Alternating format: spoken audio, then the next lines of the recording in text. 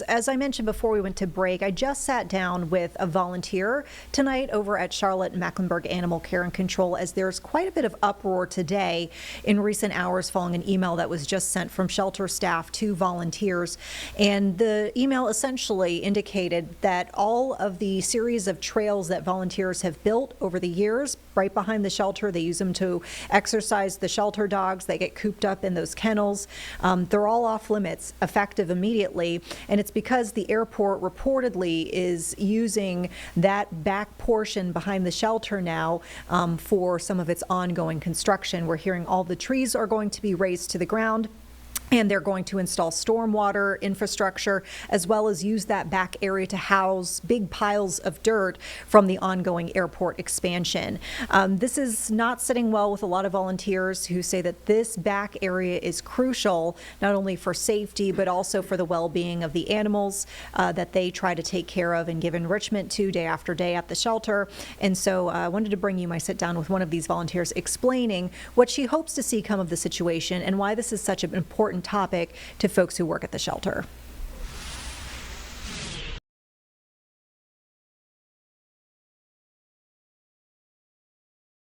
Megan, for folks who aren't familiar with the trails behind the shelter, there's actually a incredible story of how they got built and also just the purpose that they serve for the animals at the shelter. Can you explain to folks what these trails are and what they mean to people who work at the shelter and to the dogs?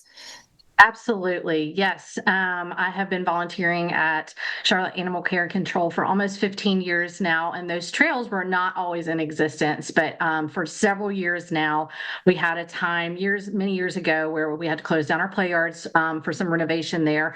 And one of the volunteers had an idea. He's an engineer, and he went to shelter staff and said, "Hey, since we are limited on space for walking dogs, would it be okay to utilize the surrounding woodlands to kind of clear some trails so that we had a place to walk the dogs?"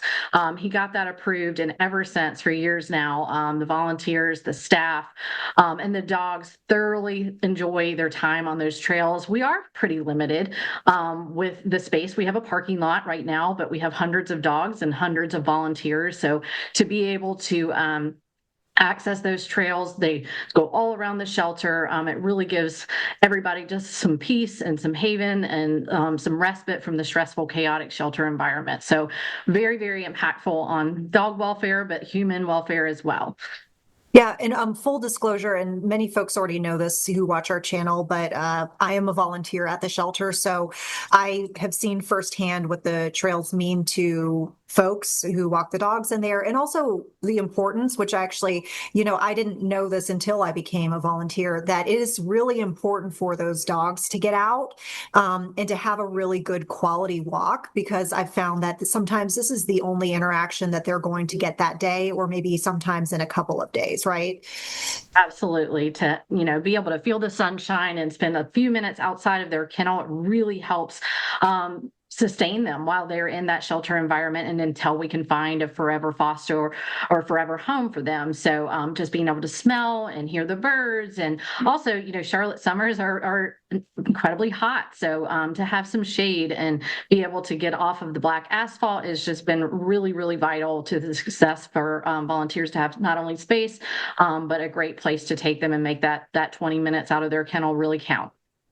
And I think about too, I think you alluded to this a little bit, but I think about on some days where there are a lot of volunteers that show up on certain days, like maybe like a Friday or like on a holiday, and you have all these dogs that are walking around, that can actually be really difficult. And I don't think people really realize, unless they're doing this firsthand, that these dogs can't really interact with each other per shelter policy. And it's really just, a precaution, a safety situation. And I'm just trying to imagine all of those dogs trying to work around each other on a high traffic day. Can you like envision where folks would be walking or where they would actually try to walk?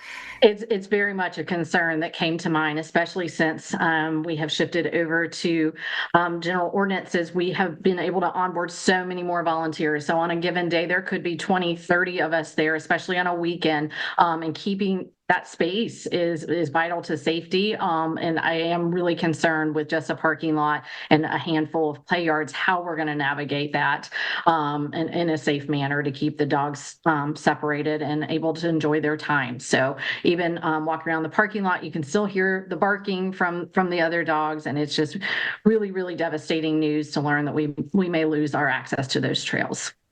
And the other element, it sounds like, of concern that I've been hearing from various volunteers is, I don't want to say the short notice, but it sounds like there's some sort of May deadline to fully evacuate that area, if you will, like from a shelter perspective, which leaves, I think, probably some limited time to try to scramble and figure out exactly how y'all are going to handle, the process going forward once those trails are gone. Yes, absolutely. We were all taken by surprise today. Many of us, geared up and headed into the shelter to walk dogs and planned on utilizing the trails when an email came out from staff this morning that just said the trails are closed permanently. That land is being cleared. It did not belong to us. So there was not any notice or warning to staff or shelter volunteers. We faced many challenges over the years and continue to face those challenges, but unfortunately it didn't feel like we had much time to make a plan B or to try to hopefully navigate a different way and maybe be able to, ideally we would love to be able to speak with someone to see if there were any alternatives to at least spare a small portion of that wooded area so that it could still be utilized for staff, the animals, and the volunteers. You alluded to the fact that there's been, one challenge after another, seemingly, when it comes to shelter advocacy. I found, though, that folks who have been advocating for the shelter have a lot of fight in them, have a lot of passion. These are folks I see turn up at city council meetings every single time there's a meeting to speak on behalf of the animals. I guess, what would you have to say about your group of volunteers and advocates about, I guess, why you do what you do, why this is so important to you as, something that obviously drives you to continue to advocate for these animals? I'd say that we have an incredible community of volunteers, and I'm so proud of the work that we've done as a shelter. When I started 15 some years ago, things were very, very different. And when I hear and learn about other municipal shelters, the things that we are doing are really incredible. From our daycation to our staycation program to building a massive foster community in response to the fact that we don't have enough kennel space to utilize the growing population here in Charlotte. So our volunteers are boots on the ground walking animals, but also on the advocacy front, working with the city of Charlotte to expand and create a new shelter. But so I would just say, yes, that we will stop at nothing to do what we can to help our dogs and help our community. And I'm just really proud to be a part of an organization and hopeful that we can continue to advocate for change. And what would you say, I guess, to airport officials if they are watching this piece or reading articles about this? What would you want your message to them to be? I think I would love just to maybe have a conversation with, are there any alternatives? Maybe they do not realize the usage that it is their property, but our shelter is located right in the middle of it. So we were not aware, and maybe they were not aware of how vital those trails are to our program and our shelter. So even just welcoming just a conversation to see if there's any way around what the current plan is so that we can salvage some of that woodland for the shelter. Yeah. I did want to mention, as of this conversation, I have reached out to the airport, so I'm still waiting to hear back from them because I do want to hear a few more specifics about the project, because I know it sounds like some of this is coming secondhand via maybe folks who work at the shelter, like what they heard from the airport. Do you have a concept of what they're going to do with the land behind the shelter right now? My understanding was from another volunteer who actually ran into some workers on the property today when she was trying to walk dogs back there. And we're told it's been pretty limited information, but told it was some piping, some underground drainage, and some clearance for airport like dirt piles, essentially. There's a lot of growth and development, as we know, happening all throughout the airport. But it sounds like, I'm hopeful that maybe those dirt piles that could be used for future construction, if that's what it is, maybe there would be another space we could put that, or, one space, but not all of the space. So obviously we would love for any consideration to be given for the current project plans. Anything else you want to leave our viewers with before we wrap up this conversation?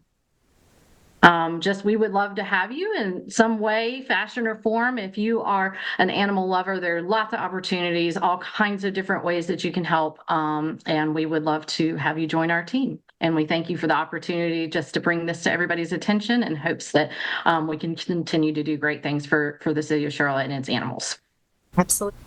All right, folks, so there you have it, a sit down with one of the volunteers at Charlotte-Mecklenburg Animal Care and Control, concerns over a new phase of construction in the airport expansion project and how this might impact the welfare of some of the animals that they're trying to take care of there at that shelter.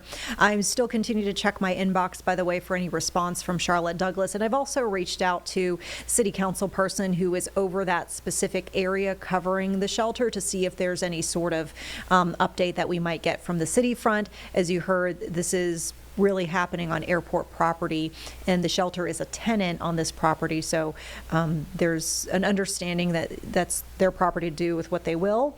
However, they were hoping there could be some sort of middle point or compromise to make sure that the lessened impacts there of a negative nature are lessened. But we'll keep you updated. Separately, I'll go ahead and mention, as we're talking about the shelter, I also just heard from them today about their ongoing capacity concerns. Apparently, that has not resolved as of today.